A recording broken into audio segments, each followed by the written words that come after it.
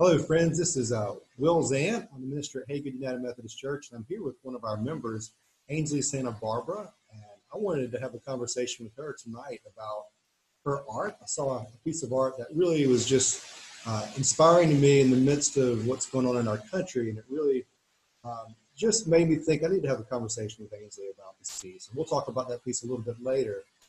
But I wanted to begin, Ainsley, just by talking about art in general in the midst of a pandemic and how art has been a way for people to cope. And tell us a little bit about how your art, you're an amazing artist, how you used art to cope. So I haven't been able to paint personally my own sort of get in the zone art during this time because it's been pretty much 24 hours a day, hands on kids. But I was missing it so much, and it is my refuge, really. It's like where I go when I need to calm down or be quiet or think about things or not think at all. And so I just started taking an hour out of my work day every day, and just ran it by my boss. I was like, I need from 3 to 4 with my kids every day. And during that time, each week, we really focus on an artist or an art period. So, for example, last week we did Picasso. The week before we did an abstract painter named Jasper Johns.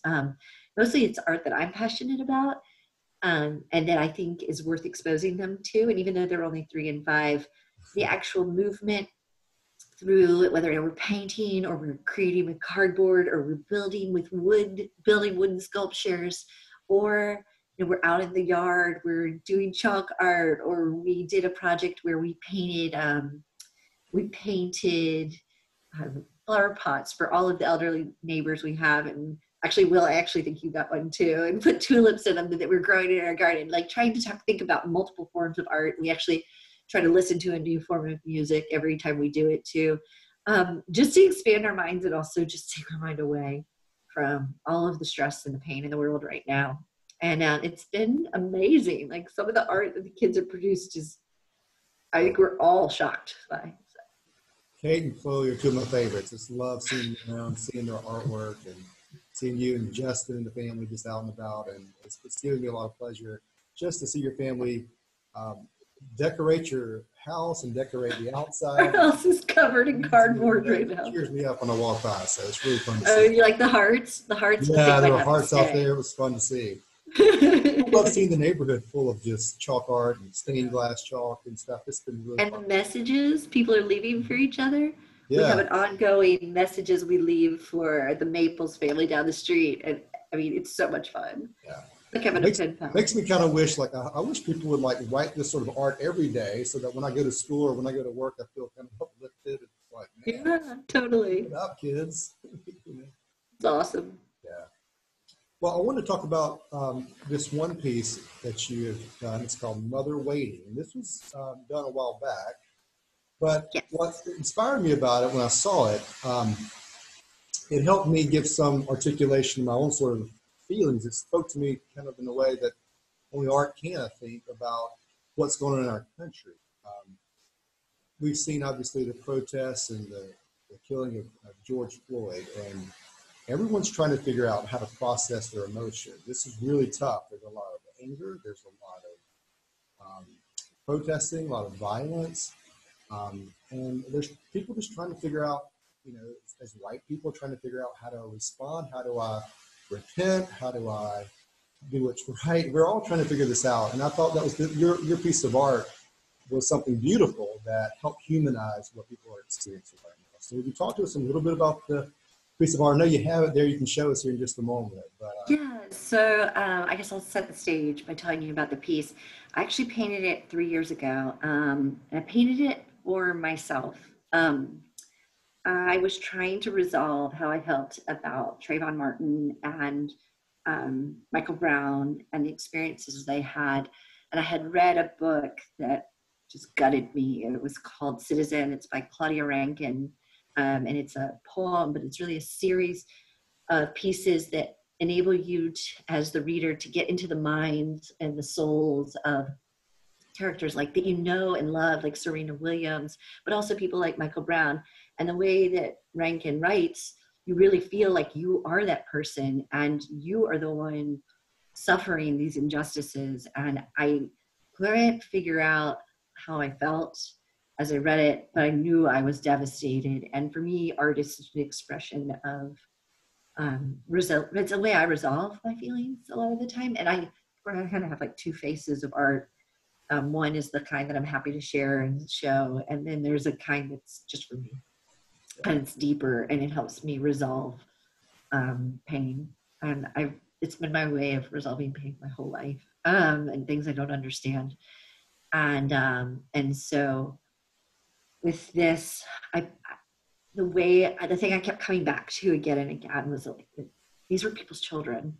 And whether or not we agree with the situation or not, I think everybody can come back to the fact that these people who are killed, but also these people who are rioting and looting, and also the owners of stores, these are all people who are loved by someone and cared about by someone. And, they all have a mother. And that mother loves them. Even if things are bad, that mother loves them. And that's where I could relate, is like, what if this was my child? And so I painted this piece as if I were the mother and sort of in that spirit, and what it would be like for me to wonder every time I heard sirens if that was my child. And I painted it based on a model she's a wonderful woman here in Atlanta, named Mona, and she's just one of the most gorgeous women I've ever seen in my life. She's also the deepest, kindest person. So I'll show it to you. And knowing Mona and knowing how beautiful a soul she is, it was very easy to channel her, or attempt to, because I don't think I could ever fully understand her pain, but I tried to. And so this is a mother, and it's evening, and as you can see, she's looking at her window, and it looks like it could just be an ordinary night scene, but these are actually the colors of police lights.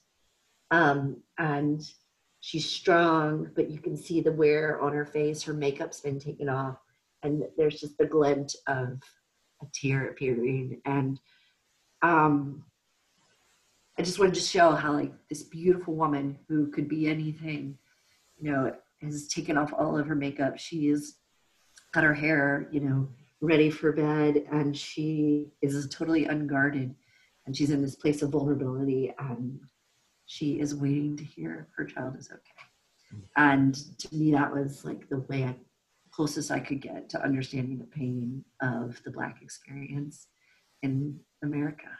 So. Thank you for sharing.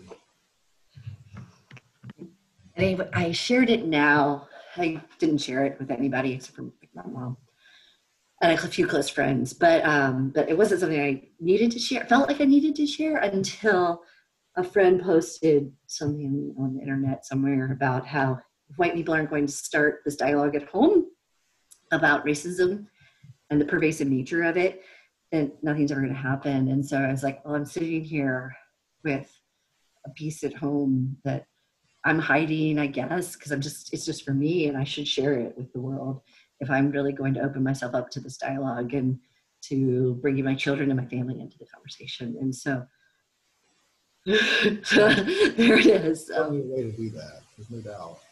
And what I loved about it is that it humanizes the experience. This is a mom waiting on her child to return home. I think we all can resonate with, for those who are parents, can resonate where it's like you love your children, you want to make sure they're safe and they come home to us. And I think I mentioned to you earlier, the mom thing has been really powerful for me because one of my dearest friends is Black, and after reading this book, she's seen this painting, but I called her and asked her if I could have lunch with her and just apologized for accidentally anything I could have ever said that was unkind or unthinking. And she laughed, and she talked about how, she had been raised to know that people were ignorant, and to forgive them for the accidental unkindnesses and injustices that they exhibit. Right. And it was just so heartbreaking because she can be that kind and open to the world while so many harmful things are said in her direction or implied. And I was just blown away. Yeah. Yeah. Yeah. That's an interesting idea that she was raised to learn how to forgive because people didn't mean to say what they said or didn't know that they were saying was wrong. I think about what a heavy burden to carry around. To be the one Such a burden. And also like such an example at the same time of like, I mean, that's the church message, right? Like that's what Jesus was all about, was forgiveness. And like, she's walking through the world exhibiting that every day so bravely. Right. Yeah. And I wonder if that's too part of the deep pain of it all, of trying to always forgive and trying to say that I don't always want to forgive. And that's the Christian message, right? To forgive. But what a heavy burden too, to have that as part of your kind of psyche. But I'm with you. I think about all the things growing up that I've seen, that I've participated in, that I've done, that I've said accidentally didn't mean to hurt anybody, and I'm sure it did. Right. Yeah, and it's like until we start having those conversations with each other and with our families around the dinner table, like, wait, how could what we have said been hurtful? I don't think we'll understand. And I think, we need to keep asking ourselves and our children and our spouses, to sit in the shoes of someone else and think about all the other ways that gesture or expression or activity could have been misconstrued. And while we don't want to stymie ourselves from living, we should live with a more open conscience, I guess. Right. We can't go around being ignorant to the pains of others. Right. And I think where a lot of the sensitivity comes is that we want to make sure that we uplift those who are also putting their life on the line, like police officers. They have spouses and loved ones who also wonder whether they're going to come back each day. And there's that deep empathy for the police and law enforcement. And yet there are these cycles that keep coming up about these shootings and these killings that are unjust. And it's really hard to balance it all. We try to say we support our police department, we support those that are taking care of us, and yet there's this happening that we have to address. And I don't think it's just systematic within the police department. I think it's systematic within our country. It's our original sin, and so it's our legacy as a country, and we have to change that, or we will destroy ourselves. Yeah. So I always ask that question, that we can't help the world that we were born into. This is a part of the world we were born into. But how can we become more aware of it so that we can change and do things differently? And I think we certainly have a good example in our leader Jesus and trying to follow his way and his teachings about being a unifier and being a person of peace. So I think there's ways to do that. And in that vein, like we don't choose where we're born, but we also don't choose to whom we were born. And we just as easily could have been born into a very different situation with a different skin color. We're all God's children. Absolutely. Absolutely. Well, I think it's a beautiful painting, and I'm so pleased that you would be willing to share it with us today. I think you have a gift, and we have a big ministry there. You and Christy Holmes have been working really hard to expand the arts ministry, because I think the arts ministry is a beautiful way God provides us the message of grace and of healing and restoration. I think it was an interesting phrase you used earlier. I think you talked about how art helps you resolve the pain, right? Yeah, it does. Yeah, we're all dealing with pain in any part of our life, but most parts of our life. But we have obviously a lot more pain right now. So I'm glad you're able to use your art to be able to bring some restoration to the rest of us. So thank you for sharing. Well, thanks for the opportunity to share all of this. And all any final thoughts, Ainsley? Oh gosh, I just say, wherever possible, be kind. Yeah. You just don't know what kind of pain people are carrying, even if there is in a racially accepted, socioeconomic status or whatever. You don't know what kind of pain they carry. Mm-hmm. Everyone's got this deep story to tell. That's right. Everybody's got a story of pain, and we need to be able to express it. So, absolutely. Well, we pray for healing for our country, for our world, and hopefully we'll see some unity come out of this, as terrible of a situation as it is. So thank you for your willingness to come and talk to us today. Thank you for you guys and for Hagen. Yeah. I'm so grateful. Thanks, Ainsley. Night.